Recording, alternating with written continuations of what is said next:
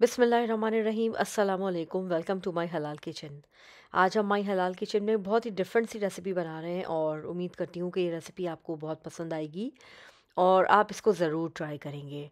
तो आज हम चिकन पॉट पाई की रेसिपी आपको दे रहे हैं, जो कि बहुत यूनिक और बहुत डिफरेंट रेसिपी है और ये बनाने में बहुत आसान होती है और खाने में बहुत ज़्यादा टेस्टी होती है।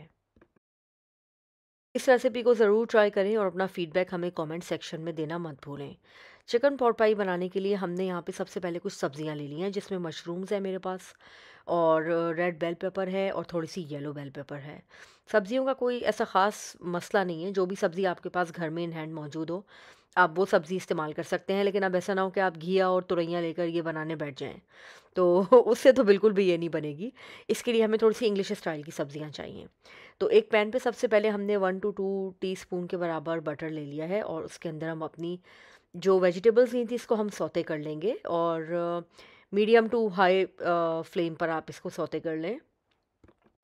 हमें सब्जियों को बिल्कुल भी पकाना नहीं है, लेकिन इसका सारा पानी हमने ड्राई करना है। जब सब्जियों का सारा पानी ड्राई हो जाए तो हमने एक डिश में निकाल लिया है।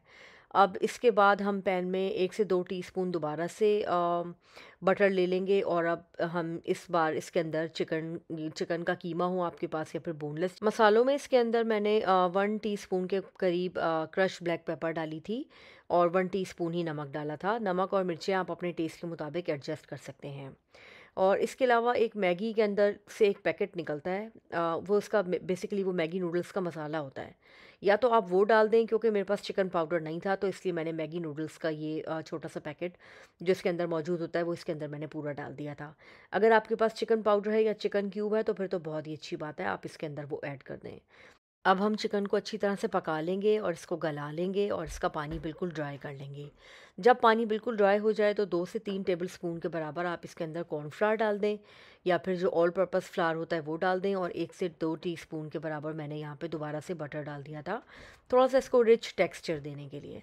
अब मैंने इसको अच्छी तरह से मिक्स कर लिया और जो सब्ज़ियाँ हमने पहले से पका के रखी थी, जिनका पानी हमने ड्राई करके साइड में रखा था, वो भी हम इसके अंदर मिक्स कर देंगे और सारी चीज़ों का पानी हमने अच्छी तरह से ड्राई कर देना है।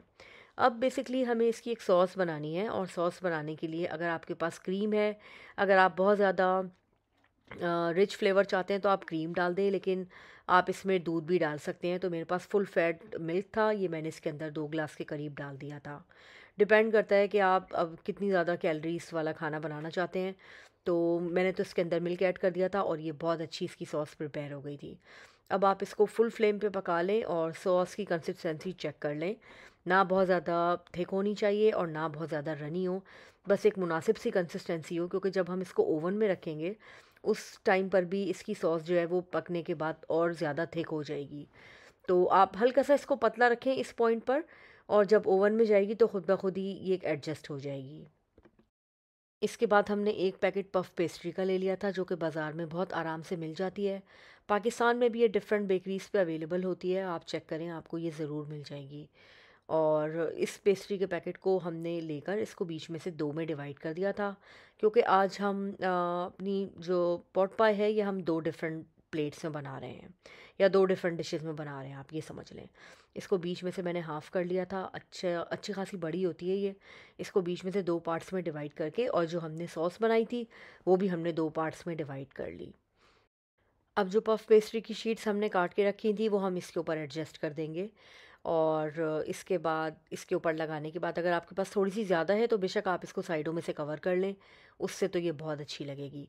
अब हमने एक अंडा फेंट कर इसके ऊपर अंडे को बहुत अच्छी तरह से स्प्रेड कर दिया था एग वॉश सा बनाकर, और इसको हमने ओवन में बेक किया था ऑलमोस्ट 50 मिनट्स के लिए।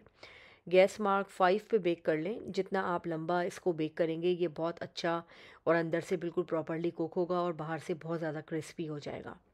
बहुत अच्छी पॉट पाई बनी थी हमारी और सबको बहुत पसंद आई। आप इस रेसिपी को ज़रूर ट्राई करें और अपना फ़ीडबैक हमें ज़रूर दें कमेंट सेक्शन में। बाहर से बहुत ज़्यादा क्रिस्पी थी और अंदर से जो इसकी सॉस थी वो बहुत मज़े की लग रही थी। इसके साथ सब्जियों का फ्लेवर बहुत अच्छा लग रहा था, मशरूम्स और कैप्सिकम का जो टेस्ट था वो बहुत अच्छा लग रहा था। तो आप इस रेसिपी को ज़रूर ट्राई कीजिएगा और हमें ज़रूर बताइएगा कि ये रेसिपी आपको कैसी लगी। टी पार्टी हो या दावत हो आपके घर पे या वैसे ही आप वीकेंड पे कोई स्पेशल खाना एंजॉय करना चाह रहे हो तो आप इस रेसिपी को ज़रूर ट्राई करें। मिलते हैं किसी नई रेसिपी के साथ, जब तक के लिए अल्लाह हाफ़िज़।